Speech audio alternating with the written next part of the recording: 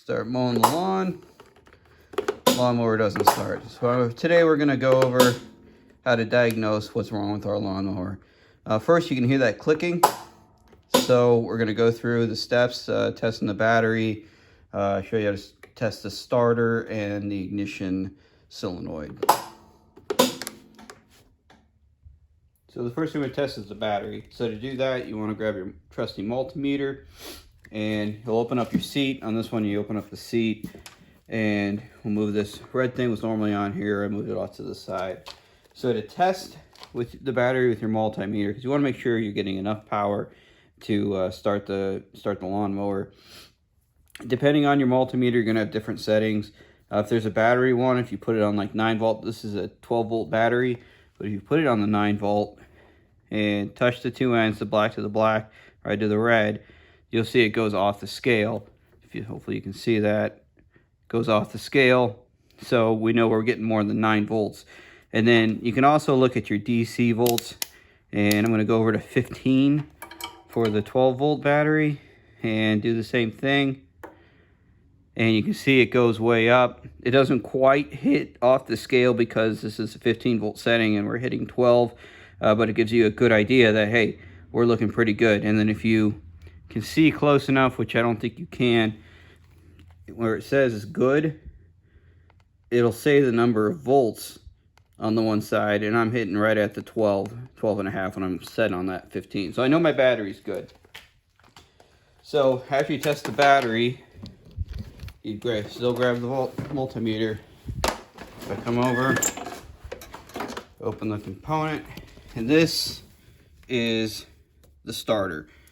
So this is the lead that goes to the solenoid. So if you want to test your starter, I already did, and I don't have another person here to help me test it, but I'll show you what you do.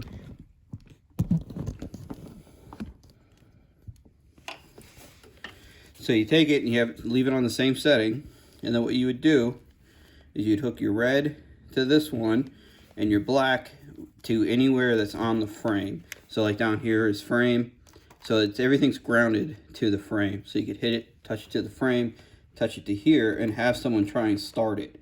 And then if this moves up, that means you're getting power to your starter, but your starter's not turning over. If it doesn't move, like it is kind of with me right now, then you're not even getting power to your starter.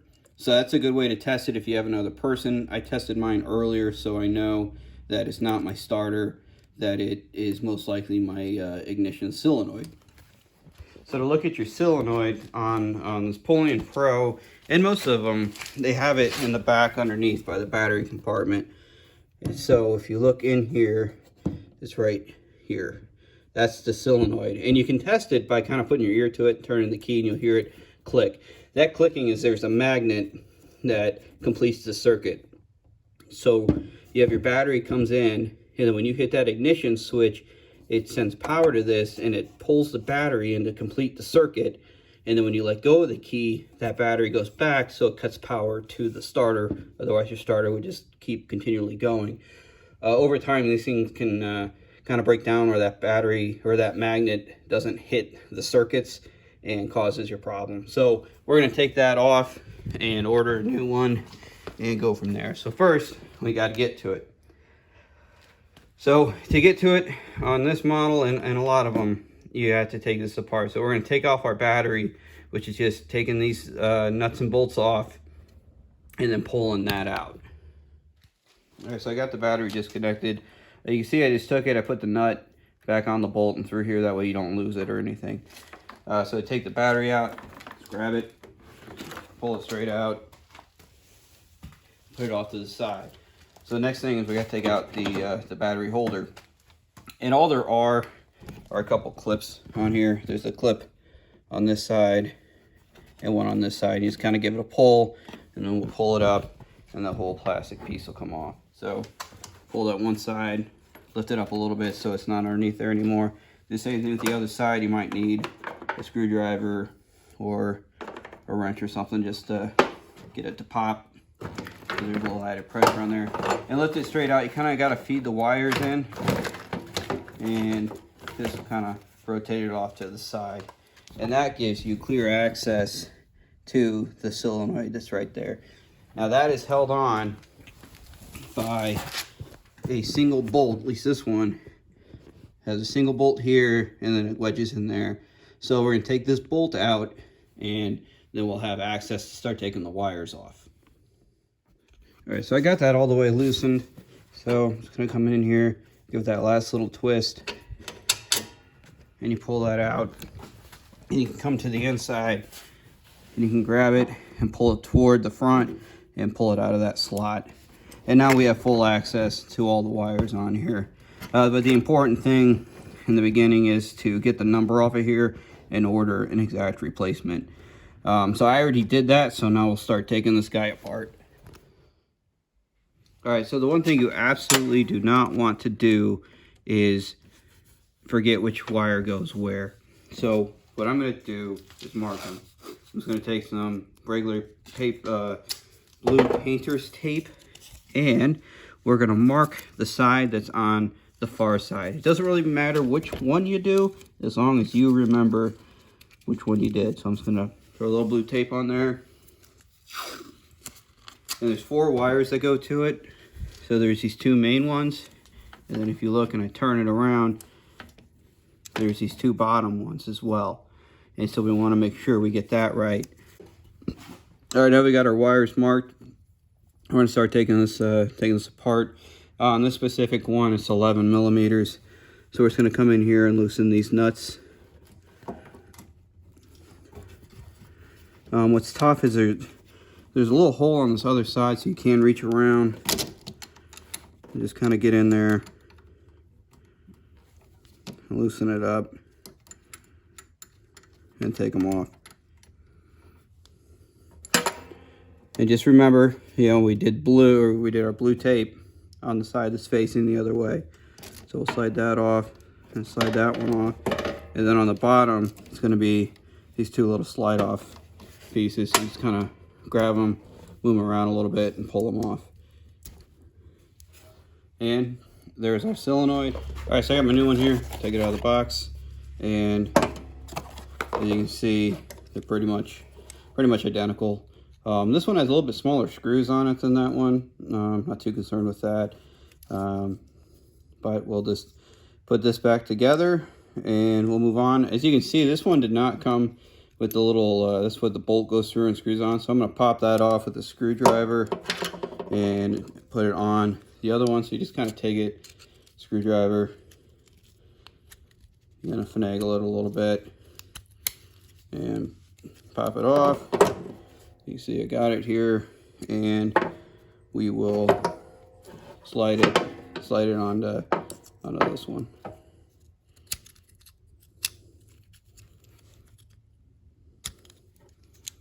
There. So that's all set. So we'll just do basically the opposite of what we just did. So when it's sitting in there, it's going to be sitting this way, right? Because that's going to go inside, and that will bend backwards to it. So we'll put these bottom ones on first, and then we'll put those on. So same thing, you know, grab the one with the blue tape, make sure you get the right one, and we'll go in here and we're going to plug these in. And I almost put it in the wrong one, so double check, make sure you get it in the right spot. They push right on. Let's grab that other one here. We'll do the same thing. All right, so those are on. So now we just got our main wires to put on. So we're going to take these nuts off. So this one came with the lock nut. I'm going to put the lock nut on the outside, so I took it off, put it in a safe spot here, and we'll take off the other side. So knowing that it's going to go on this way, I can take my red wire and we'll put it on the side, and then we'll put the lock washer and the nut. So I'll finger tighten these, get them both on, and then I'll tighten it down with the socket, or with the open-ended wrench. All right, so we got the wires on there. So now we just need to put our solenoid back into place. And so you just kind of have to grab it. Make sure you put it through that same hole that was on before. So I got that side in, and I don't know if you can kind of see the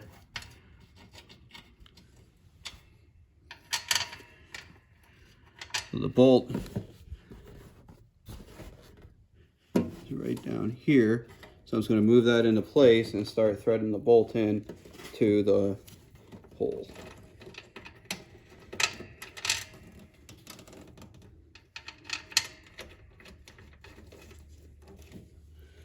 So that's in place. I'm going to tighten it down with the wrench, and then we'll start putting everything else back together. So our solenoid's back into place.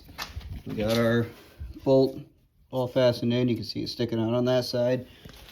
So now we're going to put everything back together and see if we fixed it or not.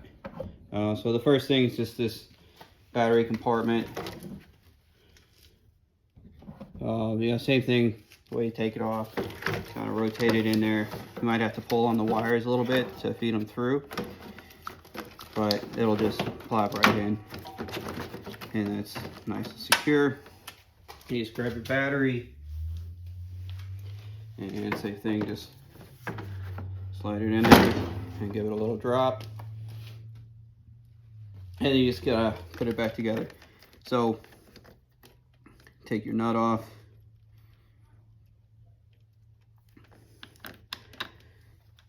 That in there. I'm just going to hand tighten this. I'll do the same thing with the negative, tighten it down, and then we'll see if that was the problem. All right, got the battery all hooked up. So, all right, now they got everything hooked together. Let's give it a shot. Put the brake. Let's crank it.